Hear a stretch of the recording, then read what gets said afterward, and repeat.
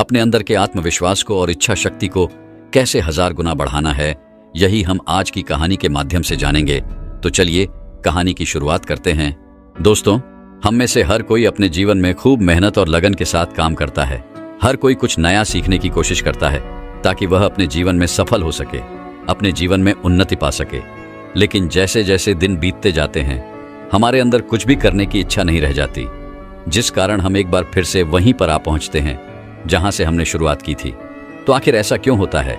क्या हम वह लक्ष्य पाने के लायक नहीं हैं, या फिर हमने जो लक्ष्य निर्धारित किया है वही गलत है, या हमने उस लक्ष्य को पाने के लिए जो कार्य करने चाहिए वह कार्य ही नहीं किए? अर्थात जिस दिशा में हमें आगे बढ़ना चाहिए था, हम उस दिशा में आगे ना बढ़कर के किसी और दिशा में जा रहे हैं। आखिर इन सब का क्या कारण है और हम अपने लक्ष्य तक क्यों नहीं पहुंच पा रहे? आज यह जो बौद्ध कहानी मैं आपको सुनाने जा रहा हूं, इस कहानी के माध्यम से आप यह समझ पाएंगे कि आखिर क्यों हम में से अधिकांश लोग अपने लक्ष्य को पाने में असफल हो जाते हैं और केवल कुछ लोग ही अपने लक्ष्य को बड़ी सरलता और सहजता से पा लेते हैं। एक समय की बात है, एक बौद्ध भिक्षु अपने कुछ शिष्यों के साथ एक आश्रम में रहा करते थे। उनके साथ उनके कई शिष्य भी वहां पर रहते थे और उन सभी शिष्यों में से एक शिष्य बहुत बुद्धिमान था, जो बाकी शिष्यों से हमेशा आगे रहता, और बाकी शिष्य भी उस होनहार शिष्य की तारीफ किया करते, वह उसके बारे में बातें किया करते। एक दिन उस आश्रम में एक शिष्य आया और वह भी बाकी शिष्यों की तरह धीरे धीरे ध्यान, तीरंदाजी और लेखन कला सीखने लगा।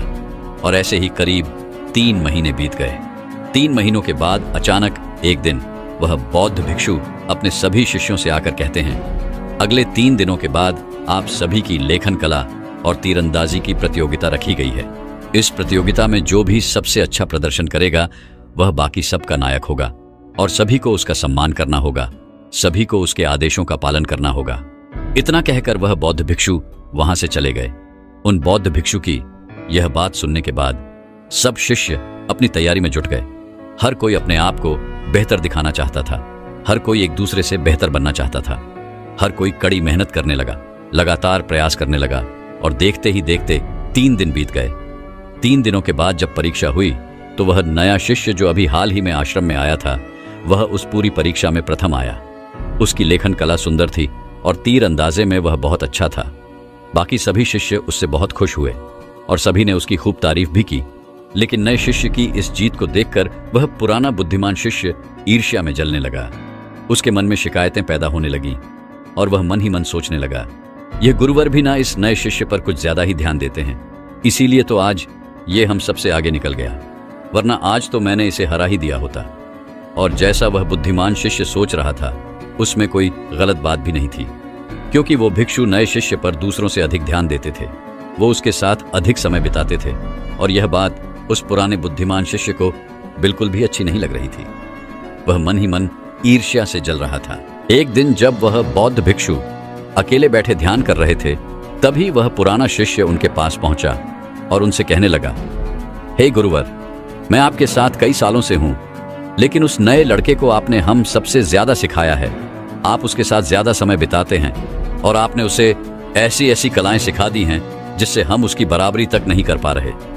आखिर आपने ऐसा क्यों किया? क्या मुझ में कोई कमी रह गई थी?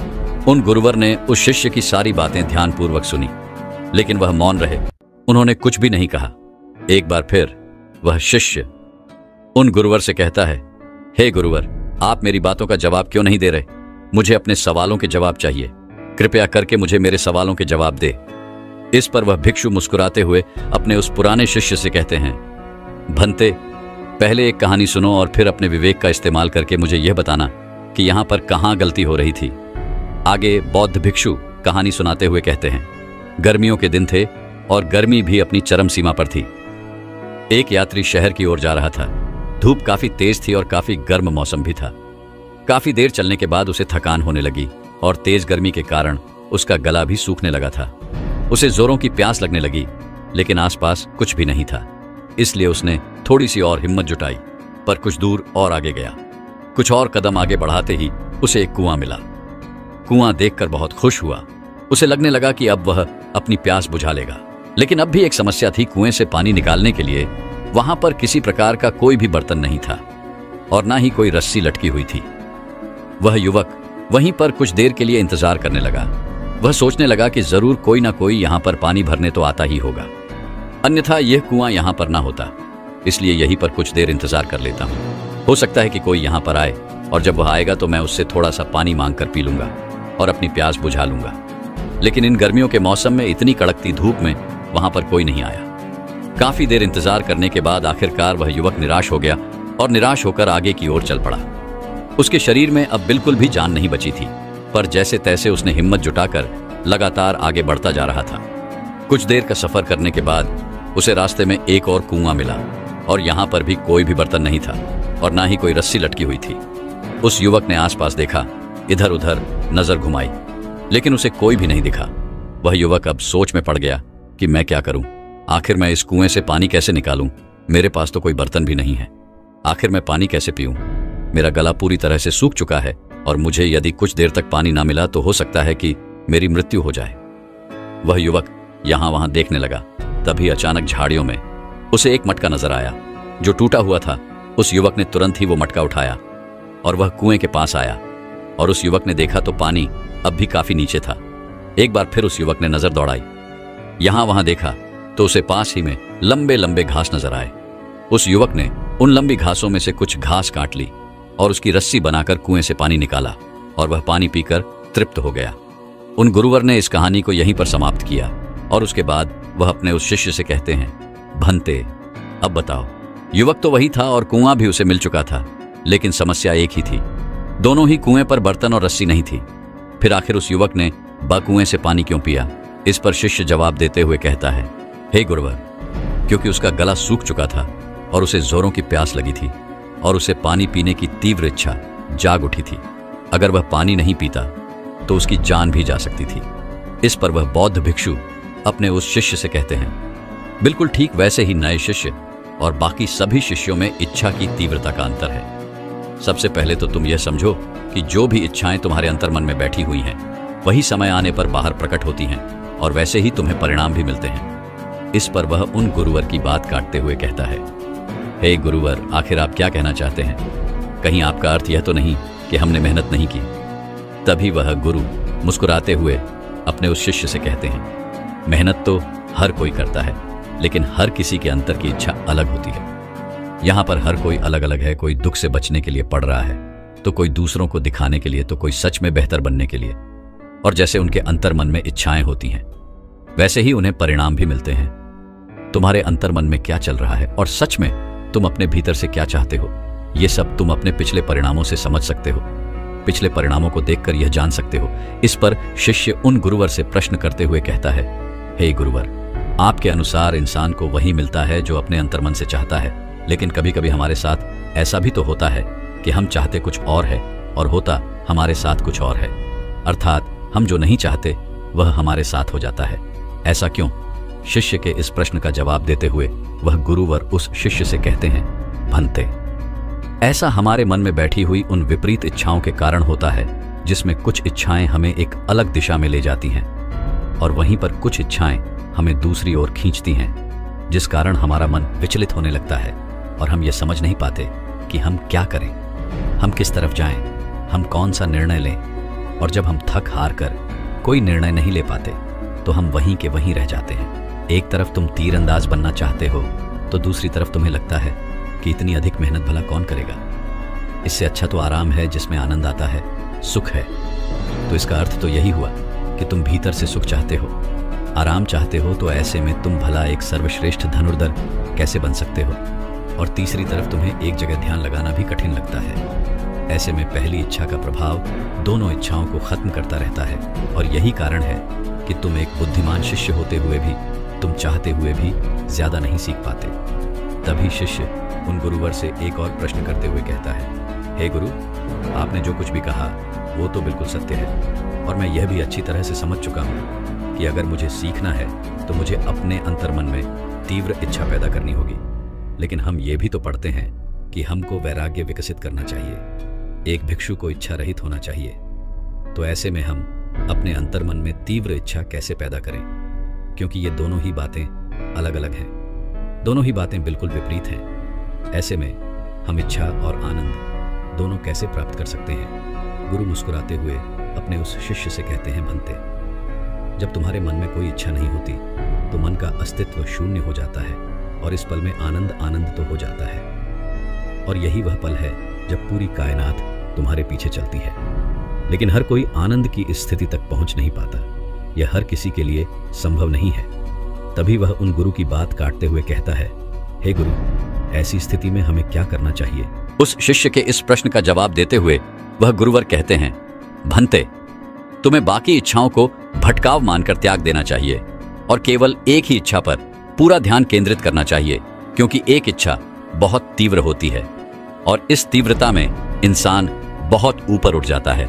यदि तुम्हारे भीतरी मन में कोई भी संदेह, कोई भी शंका या कोई भी संशय नहीं है, कोई भी रुकावटें नहीं है, तो यह इच्छा पूरी होकर ही रहेगी, क्योंकि तुम जितनी इच्छाएं करोगे, इच्छाओं का स्तर उतना ही गहरा होता जाएगा और उतना ही वर्तमान में तुम्हें कम आनंद भी मिलेगा और फिर तुम वर्तमान में अधिक समय के लिए रुक भी नहीं पाओगे, क्योंकि इसके लिए तुम्हारे पास रुकने का कोई कारण ही नहीं बचा। और यही हम में से अधिकांश लोग अपने जीवन में गलतियां करते हैं, क्योंकि वह अपने भीतर कभी झांकते ही नहीं। वह अपनी इच्छाओं के बारे में समझने का प्रयास ही नहीं करते, क्योंकि हमारे रोजमर्रा की जो इच्छाएं हैं वही हमें विचलित करती हैं। इसलिए सबसे पहले अपने परिणाम देखो और पता करो कि आखिर हमारे अंतर्मन में क्या चल रहा है। और यदि उन परिणामों को देखकर तुम्हें ऐसा प्रतीत होता है कि तुम एक ही जगह पर रुके हुए हो, तो इसका अर्थ यह हुआ कि तुम्हारे भीतर विरोधाभासी इच्छाएं चल रही हैं। अर्थात एक इच्छा तुम्हें किसी और दिशा में ले जाना चाहती है, तो वहीं पर दूसरी इच्छा तुम्हें किसी और दिशा में ले जाना चाहती है। ऐसे में तुम कोई सही निर्णय नहीं ले पाओगे और फिर किसी भी दिशा में आगे नहीं बढ़ पाओगे। और ऐसी स्थिति में हमें अपने मन की उन विरोधाभासी इच्छाओं को कम करते हुए केवल एक इच्छा पर ध्यान केंद्रित करना है और उसे ही तीव्र इच्छा में बदलना है। तभी वह शिष्य उन गुरु से कहता है, परंतु हे गुरुवर, आप कह रहे हैं कि किसी एक इच्छा पर ध्यान केंद्रित करो और उसी इच्छा को तीव्र इच्छा में बदलो। लेकिन कैसे? मैं चाहता हूं कि मैं अधिक से अधिक सीखूं, लेकिन दिन निकलते चले जाते हैं और मेरा कुछ भी करने का मन नहीं करता। मैं चाहकर भी और अधिक सीख नहीं पाता, ना ही अभ्यास कर पाता हूं। हे गुरुवर, कृपया करके मेरा मार्गदर्शन करें, मैं क्या करूं? इस पर वह गुरुवर उस शिष्य से कहते हैं, इसका एक बड़ा ही सीधा और सरल सा कारण है, और वह यह है कि हम इंसानों को यह लगता है कि हमारे पास अभी बहुत समय है। आगे वह गुरुवर अपने उस शिष्य से कहते हैं, ऐसा ही सवाल जब एक भिक्षु ने महात्मा बुद्ध से पूछा था कि मेरा ध्यान करने का मन नहीं करता, तब महात्मा बुद्ध ने उस भिक्षु को जवाब देते हुए कहा था, तुम्हारी सबसे बड़ी गलती यही है कि तुम्हें लगता है कि तुम्हारे पास बहुत समय है, और वास्तविकता तो यह है कि यह समय बिल्कुल भी मुक्त है, लेकिन अमूल्य है और समय का इस्तेमाल तो हम कर सकते हैं, लेकिन समय को इकट्ठा नहीं किया जा सकता। समय निकल जाने पर हमें अफसोस होता है, लेकिन हम समय रहते कोई कार्य नहीं करना चाहते। आगे वह बौद्ध भिक्षु अपने उस शिष्य को समझाते हुए कहते हैं, सबसे पहले तो तुम यह समझो कि तुम्हारे पास सीमित समय है। इस सोच को अपने मस्तिष्क से निकाल दो कि तुम्हारे पास अभी बहुत समय है, क्योंकि यदि तुम केवल इस सोच पर निर्भर रहोगे तो तुम अपने जीवन में कभी भी आगे नहीं बढ़ पाओगे। और तुम्हें इस सोच को अपनाना होगा कि तुम्हारे पास एक सीमित समय है और इसी समय में तुमको अपने अंतर्मन में झांकने की जरूरत है और इसे एक लक्ष्य पर लगाने की जरूरत है। इस पर वह शिष्य एक बार फिर उन गुरुवर से प्रश्न करते हुए कहता है, हे गुरुवर, आप कह रहे हैं कि हमें केवल एक इच्छा पर ध्यान केंद्रित करना चाहिए और उसी को तीव्र इच्छा में बदलना चाहिए, लेकिन मेरा प्रश्न यह है कि हम अपनी उस इच्छा को तीव्र इच्छा में कैसे बदलें? इसका जवाब देते हुए गुरुवर अपने उस शिष्य से कहते हैं, घंटे, सबसे पहले तो तुम अपने आप को हर समय यह याद दिलाओ कि तुम्हारे पास एक सीमित समय है और तुम्हें इसी समय का इस्तेमाल करना है, और इसी समय का इस्तेमाल करके तुम्हें अपने अंतर्मन में झांकना होगा और अपने अंतर्मन को एक लक्ष्य देना होगा।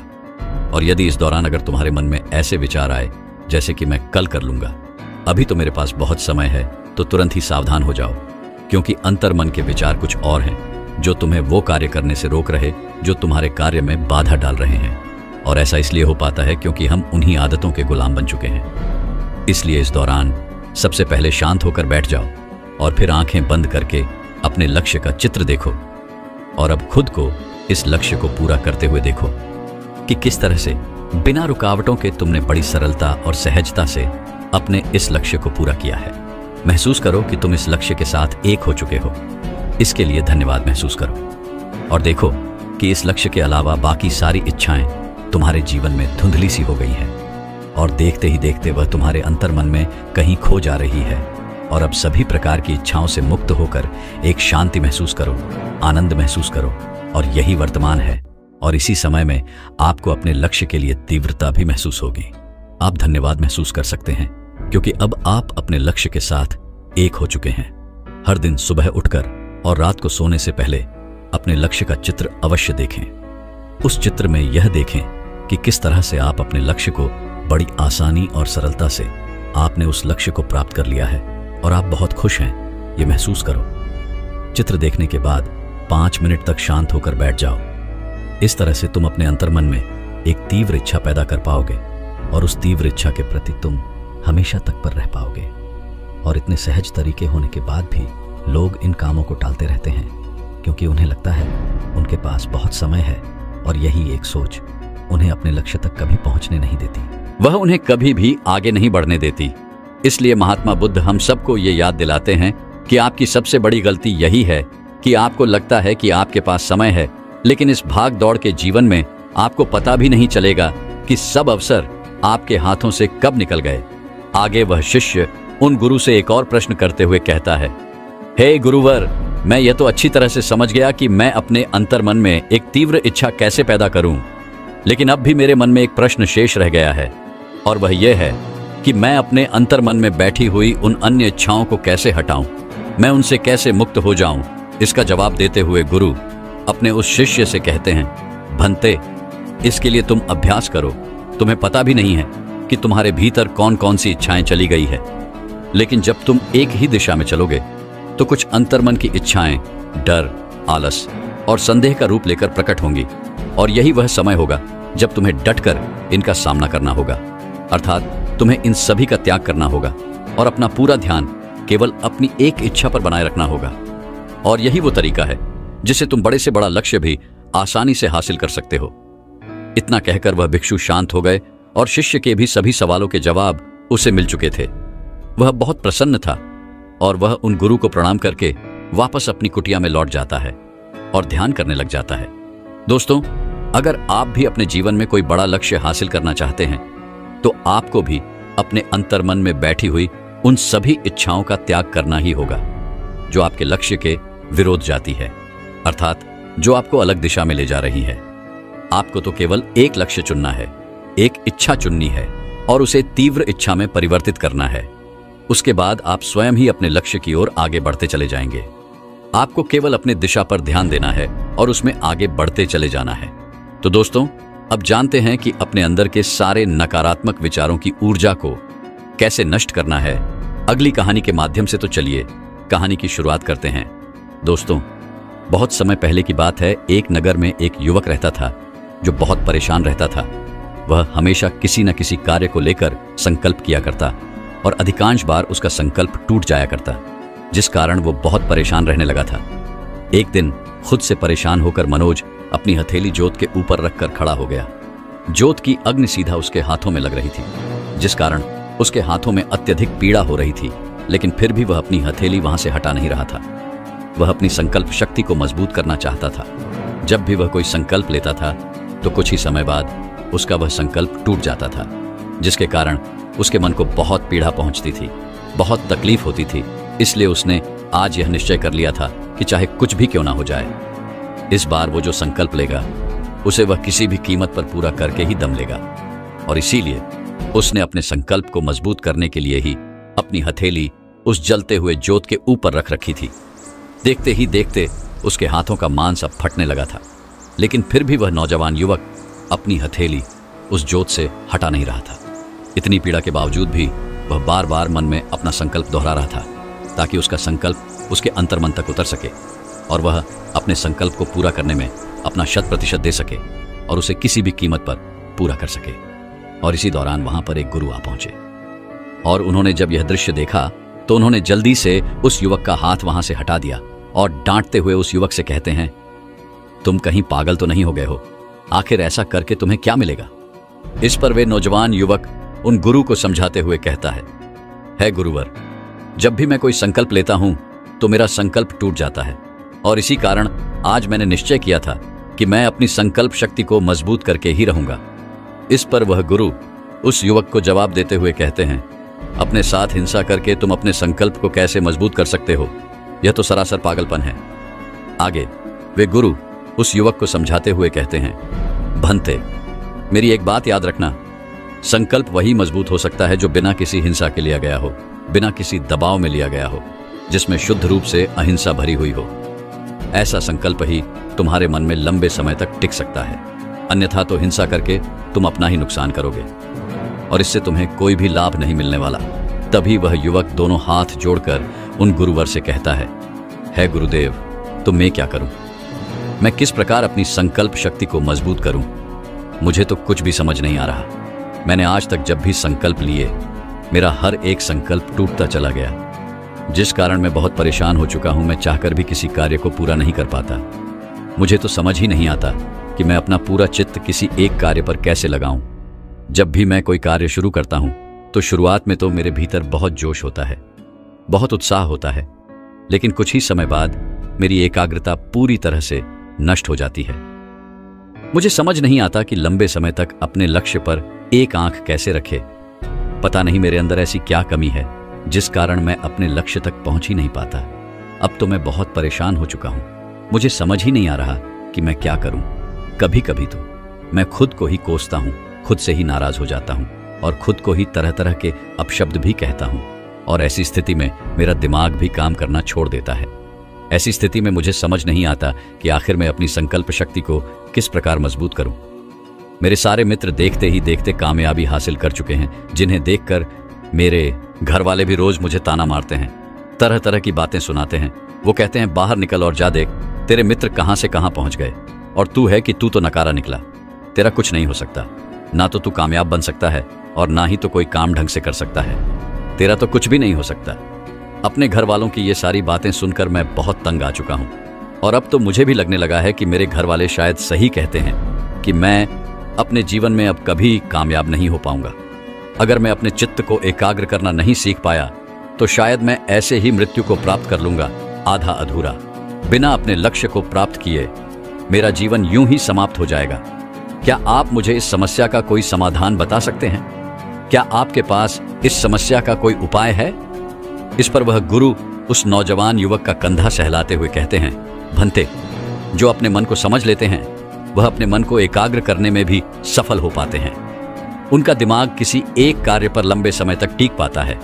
अपनी बात आगे बढ़ाते हुए वह गुरु उस युवक से कहते हैं, भंते, तुम्हारी परेशानी सुनकर मुझे जो उपाय समझ में आ रहा है वह मैं तुम्हें बताना चाहता हूं, और आज मैं तुम्हें ऐसे 10 सीख देने वाला हूं जिससे कोई भी इंसान अपने मन को एकाग्र करना सीख सकता है। और जैसा कि तुमने कहा कि मन को एकाग्र करना इतना आसान नहीं, किंतु निरंतर अभ्यास से और कड़ी मेहनत से तुम यह मुमकिन कर सकते हो। लेकिन मेरी एक बात और याद रखना कि इन्हें अपने जीवन में उतारने के लिए तुम्हें कुछ नियमों का भी पालन करना होगा। यदि तुम उन नियमों का पालन नहीं करोगे तो तुम कितनी भी कड़ी मेहनत क्यों ना कर लो, तुम निरंतर अभ्यास ही क्यों ना कर लो, लेकिन तुम अपने मन को एकाग्र करना नहीं सीख पाओगे। इसलिए अपने मन को एकाग्र करना जितना ज्यादा जरूरी है, उतना ही इन नियमों का पालन करना भी आवश्यक है। इसलिए इन नियमों को ध्यानपूर्वक सुनना। इसके बाद वह गुरु उस युवक से पहला नियम बताते हुए कहते हैं, भंते, एक मनुष्य को अपना अतीत अपने मन पर से हमेशा हटाते रहना चाहिए, अन्यथा तो आप उस अतीत के बोझ तले दबे रह जाओगे और आपका मन धीरे धीरे बूढ़ा होता चला जाएगा। तुम्हारे अतीत की असफलताएं, तुम्हारे पाप, तुम्हारे द्वेष, तुम्हारे जलन, तुम्हारे लालच, सब कुछ तुम्हारे अतीत में ही दफन है और वह तुम्हें कभी भी वहां से निकलने नहीं देना चाहते।